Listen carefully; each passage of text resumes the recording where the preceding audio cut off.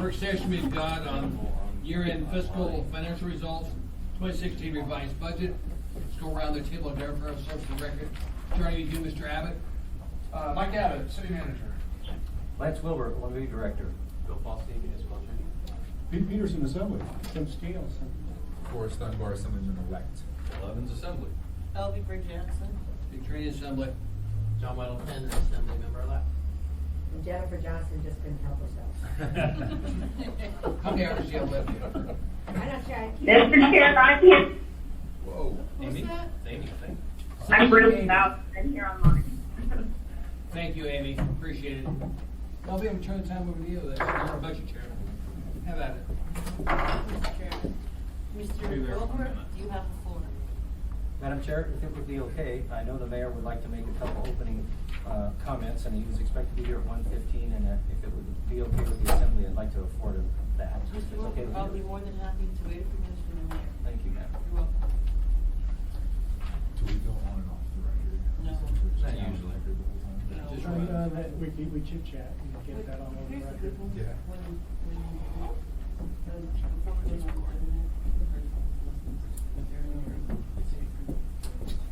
That only applies to Elby. Most of the other words are but the rest of it, never do that. actually listened to the last couple of years. Dangerous words. That new system is pretty sensitive. I was on loan to it. It's nice. Isn't Yeah, it? that was hard to get used Oh, to. yeah, that Is was. it because we can't afford it? That's right. There's a big cost to it. Yeah. Well, we're getting upgrades and we're from our. And there's the mayor. Welcome, Mr. Mayor. So is We're it on? waiting for It's you. up to you.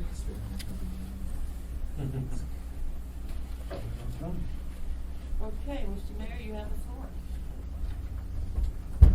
Thank you, Madam Chair. Members of the Assembly and Assembly debate. We wanted to give a quick overview of where we're going to be after the first quarter. And there's some great news and some interesting news. You can skip. So what we're looking at is that we had to overcome some significant loss of revenues over the past year, the ML&P dividend, cuts to municipal assistance and revenue sharing in particular. And at the same time, we had to absorb some of what I think of as some of the false economies of not fully staffing the police department and the fire department. So we've had to increase the number of officers and firefighters. We've been able, through various reorganizations and efficiencies, been able to save in the last half of the year about $5 million just by tightening the screws a little bit and getting better results than we anticipated. We were also fortunate in that some revenues came in slightly higher than expected, which like about $4 or $5 million worth of additional revenues, which is all a positive sign. And we are looking at about a significant amount of fund balance. Lance is going to give you the glowing details of that. I'm telling you just that teaser, so you pay attention when he's speaking.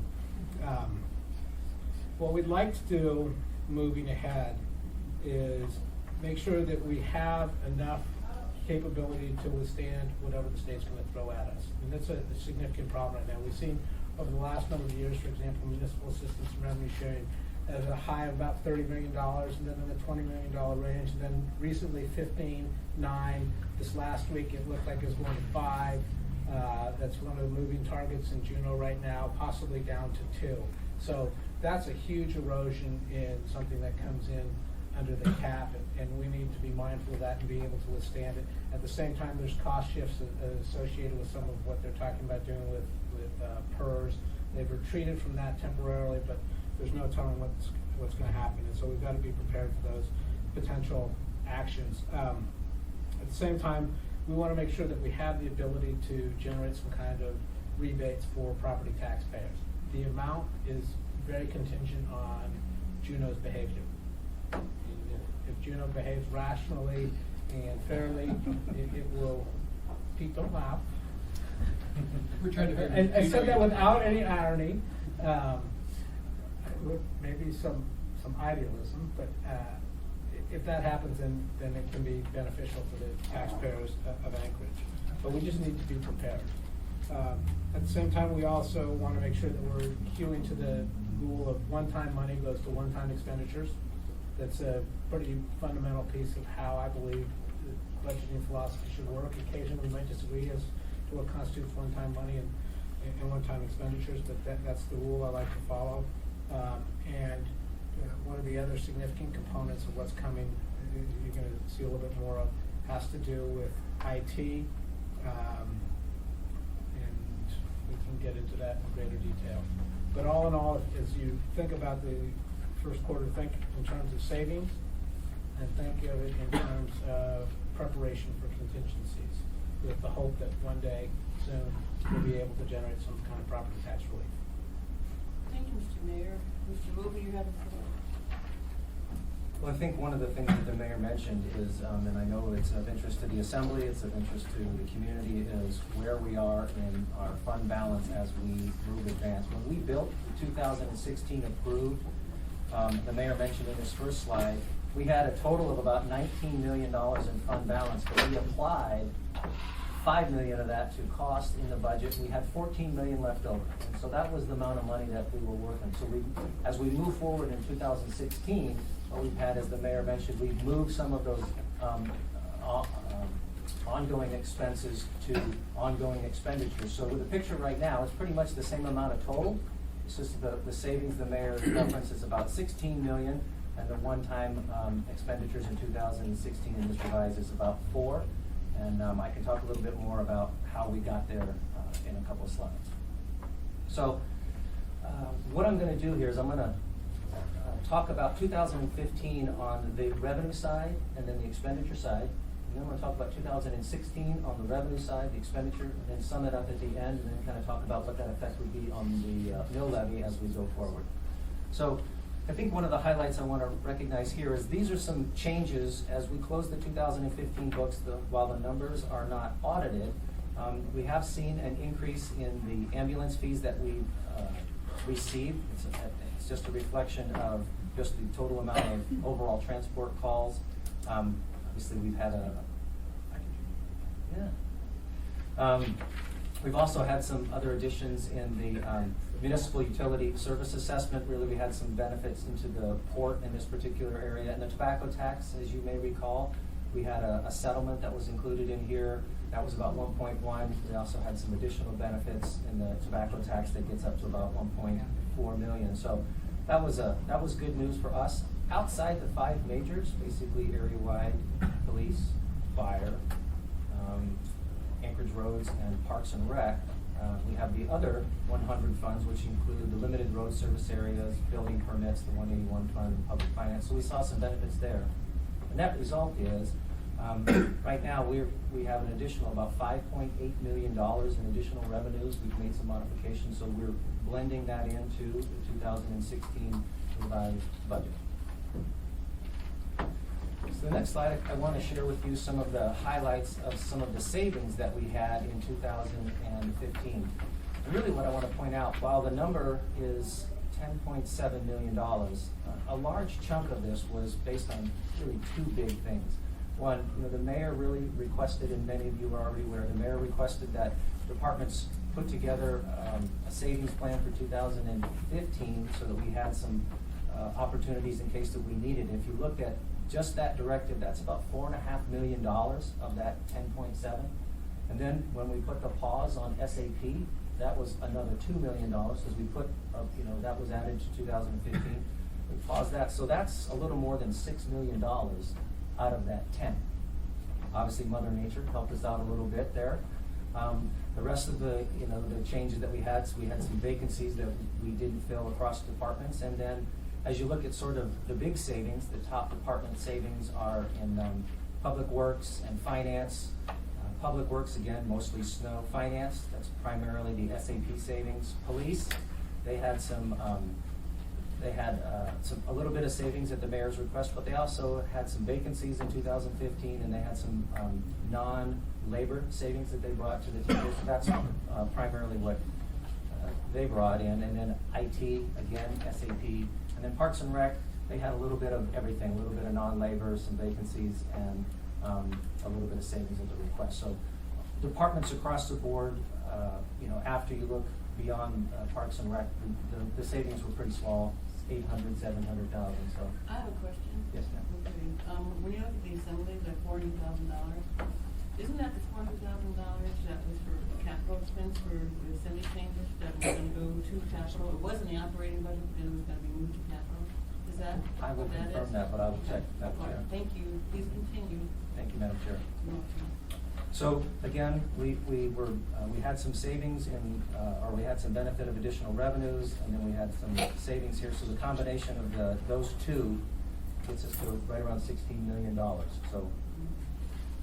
So as we look forward into the revisions to 2016, these are, and these are obviously illustrated in a lot more detail than I'm going to provide in the AM support. We brought copies for you here, and I'll highlight some of those changes here in this presentation. So let me just start off by, when we made a revision, we adjusted the base calculation for which we built 16. When we built 2016, the base number was $251 million.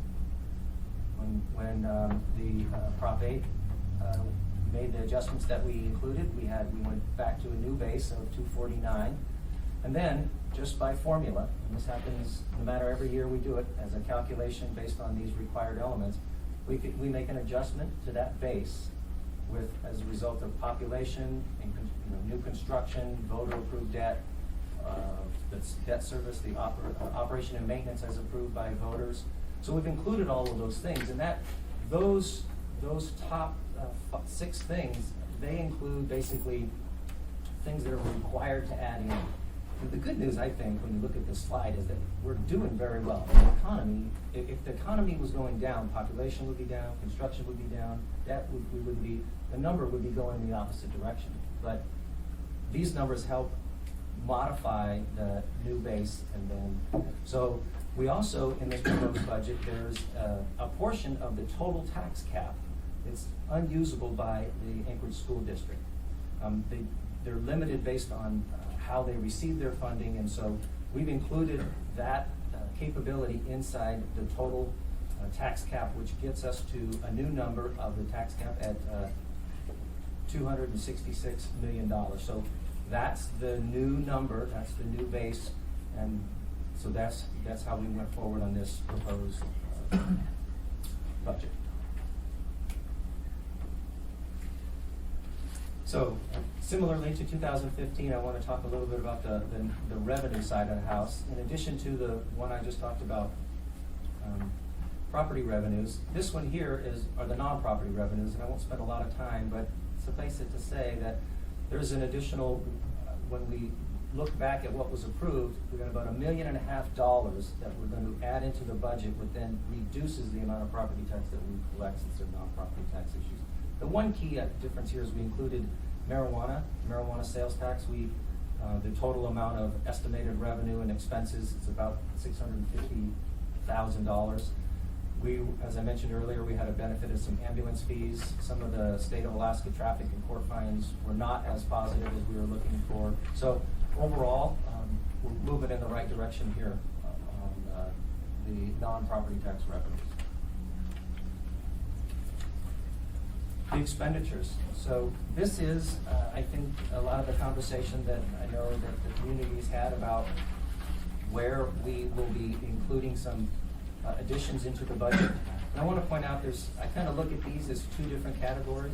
There's a category of expenditures that we add into the budget because we are required to do them. Either the voters have asked us to do them, or there was a proposition or something like that. So if you look at just contract escalators, things that we're required to do as a matter of fact of contract increases, and we had a little bit of reductions, but the net is an additional expense of those contract obligations, about $426,000.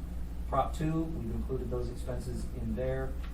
Voter approved bond and debt, and we made the adjustments to include all of those things. So that's about $2.8 million that we need to recognize in this budget. Some of these other items, these are items that are included in for a variety of reasons, and I'd like to go through each one of these a little bit. If you have questions, I'll try to answer those, and if you want additional clarification, or we can get back to you on some of these as well. So let me just talk about the efficiencies and shared services. I know the administration is looking at ways in which we can improve the services and the things that we do in general government and see if there might be a better way in which those things can be done.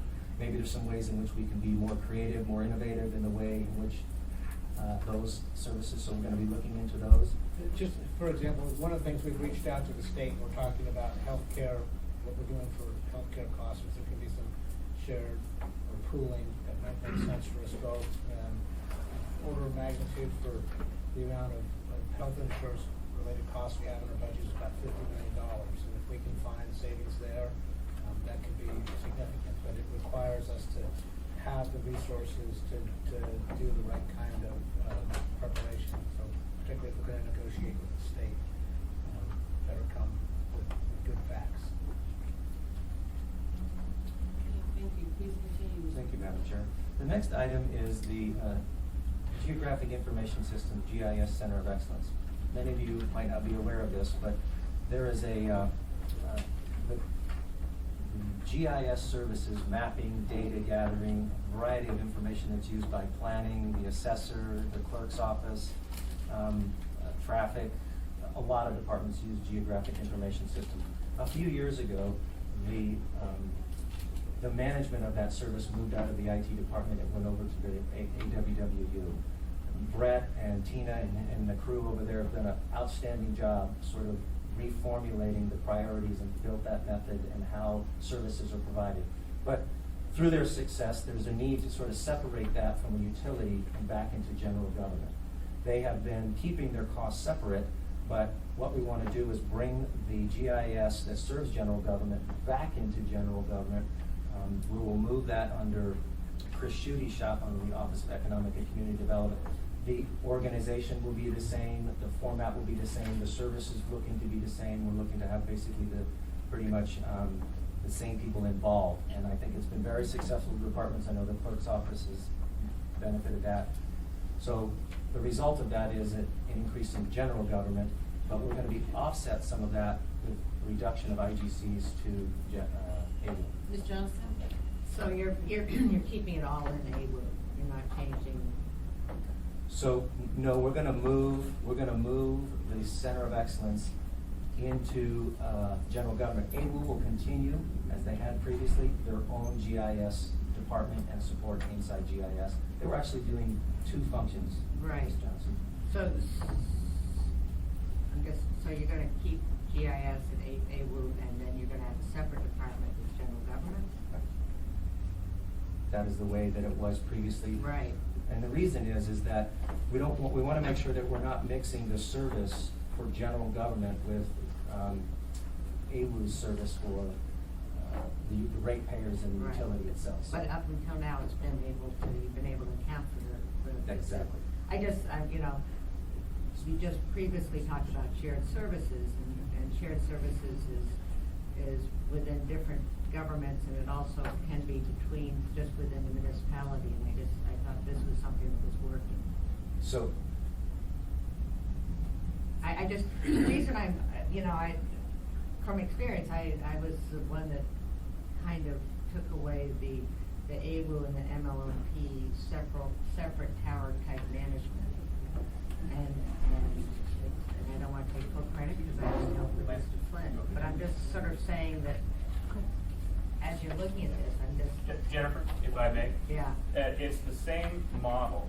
The GIS Center of Excellence provides GIS resources municipality-wide. Right. And in essence, what we're doing is we're taking that shared service just out of the AWO infrastructure, if you will, and bringing it into the general government infrastructure, but the functionality will stay the same. And those departments which do have specialized GIS resources, AWO being one, and Public Works being another, those resources will stay within the departments. Okay. And just back to the efficiency I'll have and you shared. on the list, Mr. Okay, thank you. Back to the shared services, a number of years ago, I think it was CH2M held did sort of efficiency study on public works. And as the state starts Mhm. sending wonderful things our way, has the administration gone and looked at that report to see what we can maybe garner with the quote-unquote state shared services where we accept the responsibility of a lot more and maybe make a more efficient way of handling it? That's one of the things we'd like to work on this year and probably longer than this year. I'm not aware of a CH2M report on public works. I know there was one on fleet, and I've seen a summary of that document. Yeah, I I haven't thought- seen a summary or a product related to public Public works. There was one on municipal fleet operations Yeah. and some other options for managing MOA fleet resources. I thought it was broader in scope, maybe. If it was, I haven't seen anything other than the I'll work see on if I can fleet. find it, just Mhm. as we start assuming more responsibilities of the municipality. Mhm. Thank you, Ms. Johnson, Mr. Adams, Mr. Peterson. Thank you, Madam Chair. So are we transferring people that are at AWWU now into the department back here at City Hall, or are we hiring new people, or a combination of both? A combination of both. We're gonna create 2 positions inside Chris's Chris Schuete's organization, to house those individuals. AWU's total position count will not change. So, as far as who will be in those seats, that's sort of still in the works. Thank you, Mr. Peterson. Do you want to, Mr. Steele? Yeah, doesn't that impact on maybe what Jennifer's trying to get at, tax cap and efficiencies both? I mean, is there any tax cap advantage for having it in the AWWU as opposed to having it in general government? I don't believe so, but I will get back to you from that, Mr. Steele. I don't believe so. I'll check. Thank you, Mr. Steele. Mr. Trainee? Lance, the $425,000 for homelessness, what does that encompass? So I'll get us started, and then I'll either lean to the mayor or Nancy Burke, who is here with us. But really, it's comprised of, two different pieces here. It's a combination of infrastructure, coordination, program support to help people from housing into jobs, and it's working with Brother Francis and Beans and other already existing organizations to help people sort of get on their feet and improve kind of their life and Anchorage. So, If I could, Nancy, Mr. Mayor? Nancy will correct me if I don't articulate this as clearly as she would. But one of the things we're attempting to do is bridge some of the gaps that occurred between Beams and Brother Francis, so that Brother Francis can stay open longer and not essentially wake people up, discharge them before Beams is ready to accommodate them. We also want to make sure that since people are already down in that part of town, we have the ability for those facilities to remain open, so service providers can contact individuals who are there, which should have 2 primary impacts. First, it will be a place where people stay, they don't wander out of more often. And secondly, we'll be able to connect people with services better than we have before. There's gaps in how service providing has worked, and we're trying to help bridge those. So this is a leveraging of municipal funds in partnership with the existing nonprofits that are out there. Anything else, Mr. Trainee? Just, I'm concerned, Mayor, because I was approached by 4As that have been cut back on their funding, and they may have to shut some of the housing down they've got, which made their current inhabitants homeless. So, would you take a look into your $425,000 you're asking for, and see if there's anything we can do to help the 4As out, because I don't want people that are that stressed lifestyle being put out on the streets. Does us no good if they have to shut down their housing now, make more people homeless. Thank you, Mr. Trainee. Ms. Burke has a comment. Would you like me to address that? That is a really major problem. There were up to 60 people impacted. That's a federal definition change that really dislodged up to 60 people. And Homeless Coalition and others are coming together. There are 13 that are still remaining. And I believe there's a meeting next week with other funders as well. It's certainly a priority for us for the reasons you stated, that we don't want to have people becoming homeless as we move forward. So that's definitely in the works. We have to the 26th report is in front of us. So I'd like to get some resolution on their funding streams, because I don't want the people that are in that stressed lifestyle being put out on the street and becoming homeless. It does no good to have them go from one status to becoming homeless in another status. Thank you, ma'am. Ms. Burke. Anything else, Attorney Mr. Mayor, if you have anything? There's another component of those funds which are gonna go towards rental assistance, to make sure that people do have some way of bridging periods where they might otherwise not have access to funds. It's very expensive when people lose their housing, go out on the street, have to find new housing, and particularly when children are involved. And so we want to make sure that there is some capacity for us to prevent people from being thrown on the street or pushed into camps. Thank you, Mr. Mayor. Mr. Steele? Yeah, my understanding of one of the big problems is that demand at Brother Francis was so high, and they would close up at 11 o'clock and lock the doors, and so they, I think it was 11 o'clock or when they're full, one way or another, but they did not have enough capacity for the demand. Now, maybe your homeless issue might help that, but I was down there at 11 o'clock one night, they were closing up, and there were still probably 100, 120 people milling about. Yeah, and evening overflow has been an issue at Brother Francis for a long time, especially in the wintertime.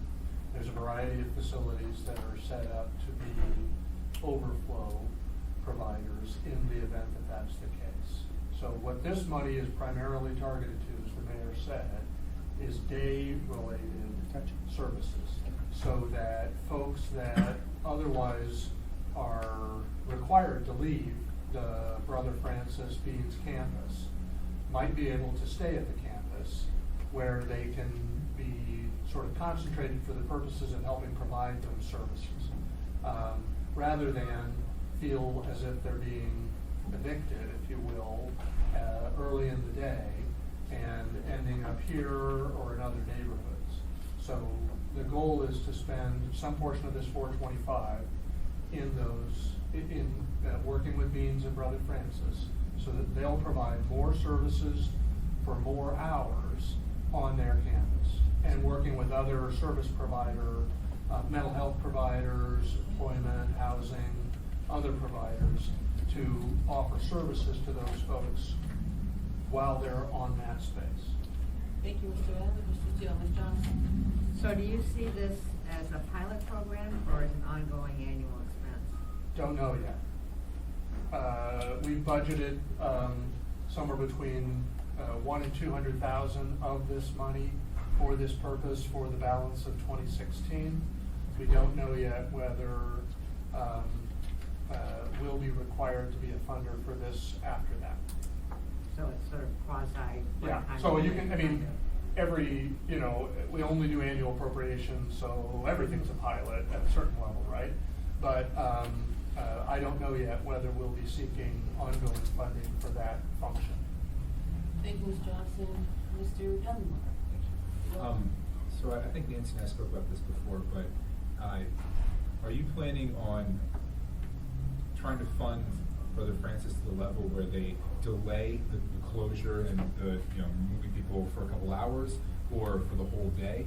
And do you anticipate this is going to lower the number of calls to the fire department and that expense? Is that something you are expecting? So, first question, we don't know exactly yet how many hours and which hours they would be. The more the better, functionally, but that a lot depends on the level of expense or the level of funding required, and what the facilities believe they can accept. So Nancy and others are working with them going forward to try to figure that out. Those conversations have been going on for more than a month now.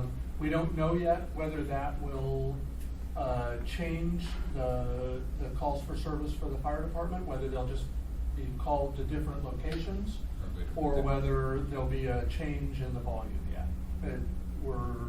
We honestly don't know what the impact that will be. Thank you, Mr. Abbott. Mr. Delmer, Mr. Wilk, please continue. Thank you, Madam Chair. So, the next item is, the intergovernmental charges review contract. My department has a contract on board right now. We've been working with departments for the last 2 or 3 months to review the IGC allocations that then build our budget. That contract started in 2015. Money allocated in 15, we want to finish that contract in 16.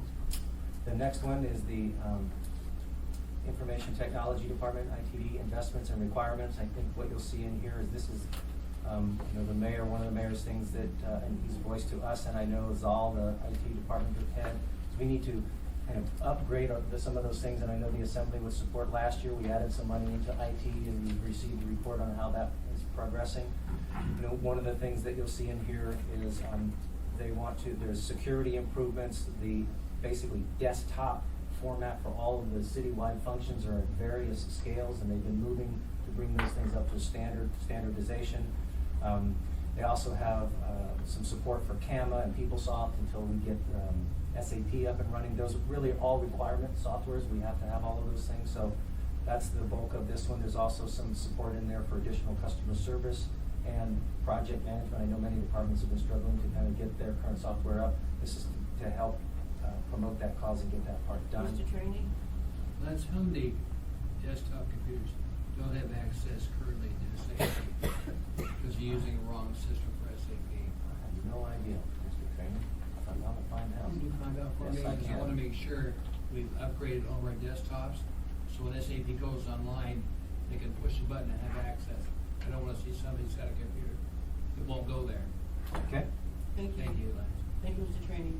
Just a comment, when we had a presentation from Zal, the IT director, to talk to us about, in detail about the $4 million capital Yes. budget, he talked about some potential additional money that was gonna be needed for some things, so I'm assuming that here we are. Yep. This is it. Okay, Yep. thank you. Please continue. Thank you. This next one is a request from, in conversations between the police department and the legal department. We expect that we may need some additional resources in our court, and so this is just to support those types of services. You authorized this contract at your last meeting, so this is the funding for that legal expense for the Tossie case that is in fact underway this week. The next item, and I'll just real quick, also inside Chris Schuette's shop, we've got a position that's gonna help with some special projects. I know he's got a lot of things going on, working with planning and development services, and also some support with also his office and the Assembly's office as it relates to marijuana. So that's a shared cost, that $133. And then open data, this is an initiative the administration has to make our municipal government data available to the public and open, and figuring out a way in how that format will look and how the access will occur. We've been working for this for a couple months. And then the last item is vote by mail. Obviously, I won't talk to you too much about, a lot about that one. The $1.7 million includes all of the hardware, and then some costs for locations and for lease space and actually run it, because doing it in City Hall, it's a bit of a challenge at times. Mr. Evans? Yeah, just in looking at this generally, it looks as if the expenses associated with marijuana will slightly exceed our anticipated revenue from the marijuana sales tax. Is that accurate? So it's possible. The estimate that we have on the marijuana, it's really, we did our best, and we really won't know until, and the sooner it starts, the better we'll know. Yeah, the first year is gonna be a lot of guesswork.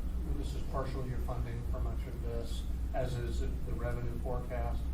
So I don't think we're prepared to say whether we think we're gonna cover all expenses or not yet. Thank you, Mr. Abbott. Mr. Evans? Mr. Rowland, please continue. Sorry, Madam Chair. Please continue. Thank you. You're welcome. So this is an overall summary slide I put together. And really what we're looking at is the conversation that we had about revenues and expenditures, and what we're looking at is how we ended up in 2000, at the end of 2015, a year ago, and how we ended up right now.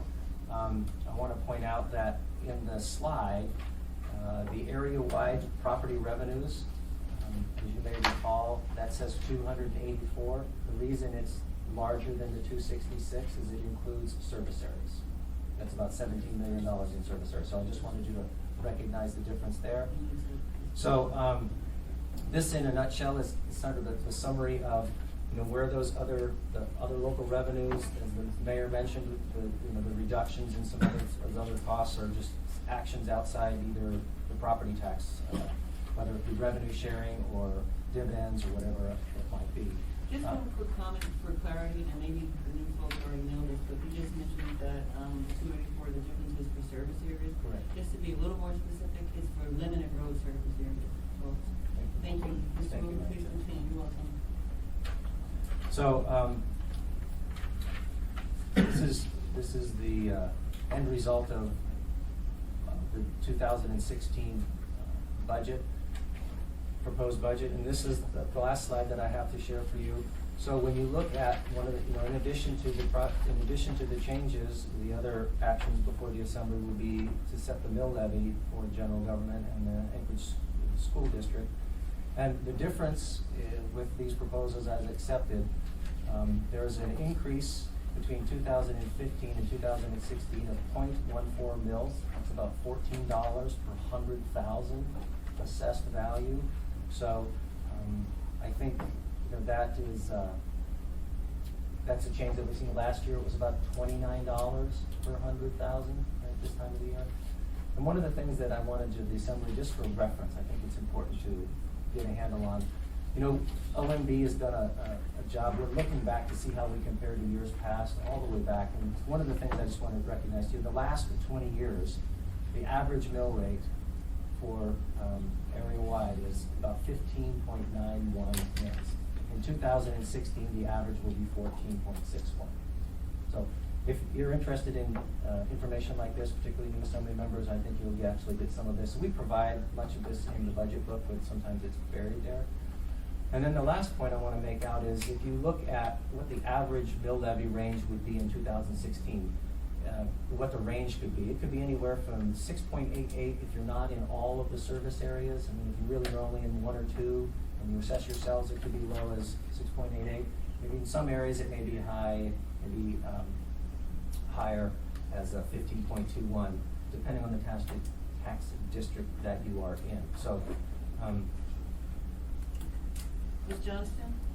I was just wondering, since you had the average mill rate, you also have the assessed value, the overall assessed value for those years, so that the new members can sort of see what they do go hand in hand. I will get it for you. I have it, but I'll get it to you. The average assessed value is, let me get it for you, Ms. Johnson, I'm looking at the law. Yeah, actually, you might just, it would be worthy to. You're looking for the total number, Right. the $1 billion number? Go for the same period of time, increase, decrease, whatever, Yep. and mill levy, apply to those things. Yeah, it was 35 billion last year, it's 36 billion this year. It's about a 3% change. Thank you, Ms. Johnson. Any other questions? Mr. Bosky, do you have any questions? I just have one. Lance, where are we coming in relation to the tax cap? Are we taxing right to the cap, or where are we at? Yes.